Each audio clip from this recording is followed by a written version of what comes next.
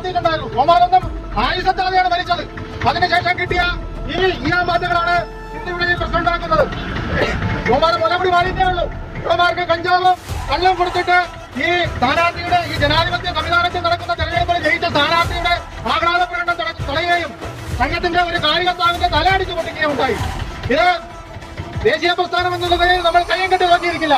അത് ആരുടെ മകനായാലും ആരുടെ വാക്യരിടേണ്ടവനായാലും ഒന്ന് ചൂണ്ടിച്ചു കൊള്ളുക, അവരവരെ നിങ്ങൾക്ക് വാക്യരിടാൻ ഉണ്ടാവില്ല.